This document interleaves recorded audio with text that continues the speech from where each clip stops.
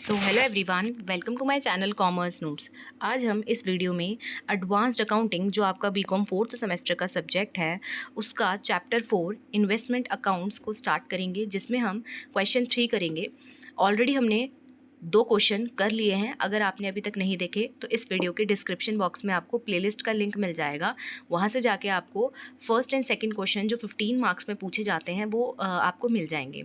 Chapter 1, 2, 3 भी हमने detail में किया हुआ है थ्योरी पॉइंट ऑफ व्यू से। अगर आपने वो भी नहीं देखा तो वो भी आप क्या है उसी प्लेलिस्ट में आप जाके देख सकते हैं। टेलीग्राम का लिंक हर एक वीडियो के डिस्क्रिप्शन में होता है, तो आप उसको भी ज्वाइन कर सकते हैं। कोई वीडियो या अपडेट होती है तो सबसे पहले उसको वहाँ पे सेंड कर दिया जाता है। अब आज हम क्वेश्चन नंबर 3 करेंगे। इन्वेस्टमेंट्स अकाउंट्स हमारा चैप्टर है, बीकॉम फोर्थ सेमेस्टर का जो आपका सब्जेक्ट है एडवांस्ड अकाउंटिंग, वो यहाँ पे चल रही है। तो क्वेश्चन है आपका, how are investment accounts prepared when there is issue of bonus shares and right shares by the company. तो यहाँ क्वेश्चन क्या बोला है कि कैसे आप इन्वेस्टमेंट अकाउंट्स को प्रिपेयर करोगे अगर कोई इशू मतलब जब क्या है when there is a issue of bonus shares, जब क्या है इशू ऑफ बोनस शेयर्स है, या फिर राइट शेयर्स जो होते हैं ना वो क्या है बाय अ कंपनी। मतलब कंपनी क्या है कैसे प्रिपेयर करती है जब क्या है इशू ऑफ बोनस शेयर्स होते हैं और राइट शेयर्स होते हैं, तो कैसे इन्वेस्टमेंट अकाउंट्स को प्रिपेयर किया जाता है ये आपको बताना है। तो इन्वेस्टमेंट अकाउंट का फॉर्मेट क्या है यहाँ पे हम देखते हैं। तो इन्वेस्टमेंट अकाउंट का फॉर्मेट क्या होता है कि लेजर टाइप का ही अकाउंट होता है, बस 3 कॉलम इसमें ऐड हो रखे होते हैं। नंबर ऑफ शेयर्स, अगर हम शेयर्स देख रहे हैं तो यहाँ पे नंबर ऑफ शेयर्स आपको दिख रहे हैं, ठीक है। कॉस्ट दिख रहा है और डिविडेंड दिख रहा है। बाकी डेट पर्टिकुलर इधर भी है, डेट पर्टिकुलर इधर भी है। अब यहाँ पे क्या है, आप ऑब्वियस सी बात है कि इन्वेस्टमेंट अकाउंट है तो balance brought down debit side आएगा, ठीक है। अगर क्या है आप परचेज कर रहे हो इन्वेस्टमेंट को तो आप क्या डेबिट साइड करोगे। बोनस शेयर है, ठीक है, वो भी यहाँ लिख दिया। बैंक अगर कोई राइट शेयर है तो वो भी यहाँ लिख दिया। अगर प्रॉफिट है, लॉस अकाउंट, अगर मतलब आपको यहाँ पे क्या है P&L अकाउंट में, जैसे फॉर एग्जांपल कोई आपका आपने इन्वेस्टमेंट बेची तो आपको सेल हुई, सेल किया आपने, तो उस पर अगर आपको कोई प्रॉफिट हुआ, ठीक है। या फिर और क्या आता है यहाँ पे, जो भी profit and loss to profit and loss account करते हैं इसमें, जो भी ट्रांसफ़र ऑफ डिविडेंड करना है, तो ये सारा डेबिट साइड आता है। क्रेडिट साइड, अगर आपने कोई इन्वेस्टमेंट सेल की है, डिविडेंड आ गया इधर, सेल ऑफ राइट्स आ गया यहाँ पे, लॉस अगर आता है तो वो क्या है क्रेडिट साइड आ जाता है। अब यहाँ लिखा है कि कैसा प्रोसीजर क्या है फॉलो किया जाता है जब issue of bonus and right shares होते हैं, ठीक है।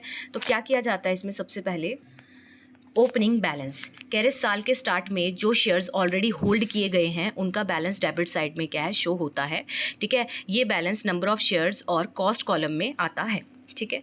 फिर सेकंड है आपका परचेज ऑफ शेयर्स। अब यहाँ बोल रहे हैं जब नए शेयर्स को खरीदते हैं, ठीक है, तो इन्वेस्टमेंट अकाउंट क्या हो जाएगा डेबिट हो जाएगा, ठीक है, और बैंक क्या हो जाएगा क्रेडिट हो जाएगा। तो वही आपने किया हुआ है, इन्वेस्टमेंट अगर आपने परचेज कर रहे हो तो आप इस साइड क्या लिख रहे हो, उसको डेबिट साइड लिख रहे हो, तो यहाँ पे वही लिखा हुआ है। और कॉस्ट कॉलम में क्या है परचेज प्राइस प्लस अगर कोई ब्रोकरेज है या फिर कोई स्टैम्प ड्यूटी है, उन्हें क्या है दिखाया जाता है किसमें, कॉस्ट कॉलम में। यहाँ पे देख रहे हो आप कॉस्ट कॉलम दिख रहा है, ठीक है। तो यहाँ पे यही लिखा हुआ है कि उसको किस में दिखाया जाता है, कॉस्ट कॉलम में दिखाया जाता है। एंड नंबर कॉलम में क्या है टोटल खरीदे गए शेयर्स को क्या है शो किया जाता है। तो यहाँ जो नंबर कॉलम है, नंबर ऑफ शेयर्स का कॉलम है, तो वहाँ पे कितने मतलब कितने आपने टोटल शेयर्स खरीदे हैं वो यहाँ पे लिखे जाते हैं।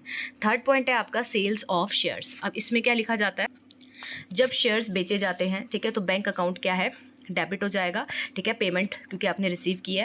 एंड इन्वेस्टमेंट अकाउंट क्या है क्रेडिट हो जाएगा। तो क्रेडिट साइड पे हम क्या है नंबर ऑफ जो शेयर्स कॉलम में सोल्ड शेयर्स और कॉस्ट कॉलम में हम क्या है नेट सेल्स प्राइस है जो आफ्टर ब्रोकरेज उसको क्या है दिखाते हैं, ठीक है। तो यहाँ पे आप देख सकते हो कि क्रेडिट साइड पे हमने जो नंबर ऑफ शेयर्स वाली साइड है उस कॉलम में सोल्ड शेयर्स, ठीक है, कितने हैं वो, एंड जो कॉस्ट कॉलम है इस साइड उसमें क्या है जो नेट सेल्स आफ्टर ब्रोकरेज है जो वो दिखाई जाती है।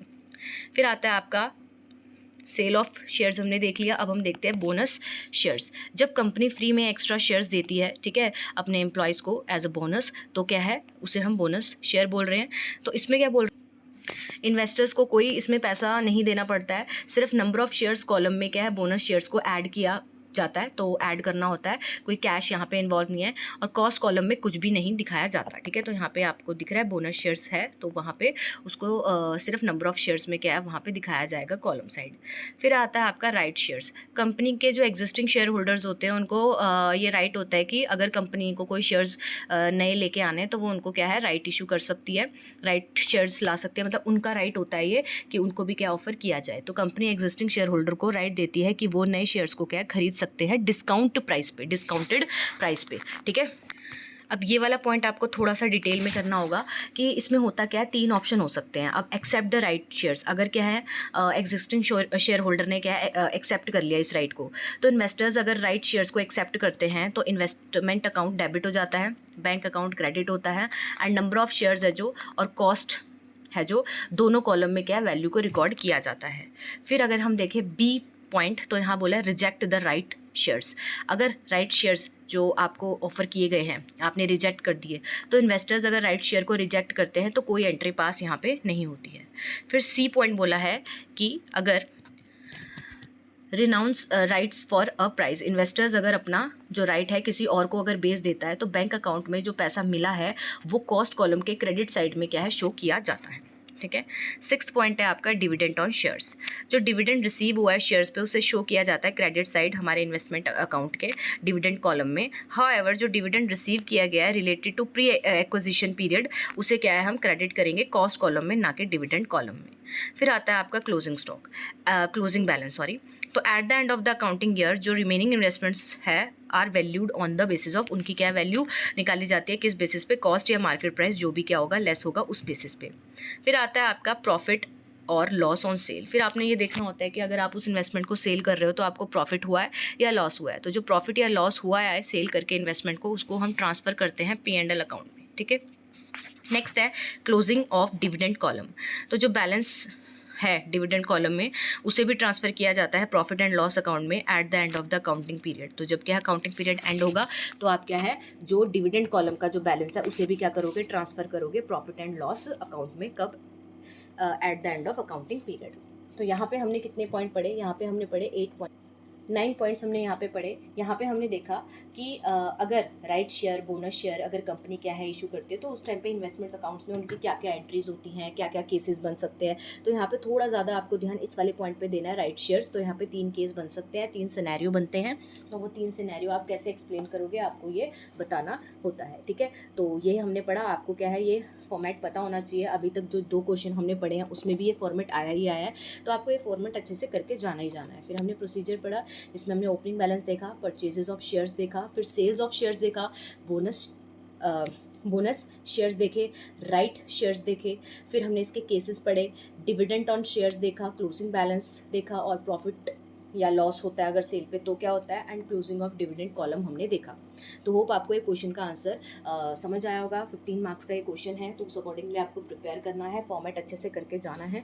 इससे पहले के जो 2 क्वेश्चन हमने ऑलरेडी कर लिए हैं, अगर वो आपने नहीं करे तो उसकी वीडियो देख लेना ध्यान से। एंड जो इससे पहले के 3 चैप्टर है वो भी हमने किए हुए हैं, तो आप उसको भी देख सकते हैं। शेयर करो, लाइक करो, एंड फीडबैक भी दे सकते हो आप अपना कमेंट में।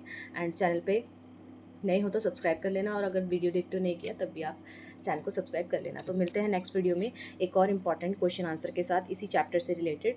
तब तक के लिए thank you for watching this video.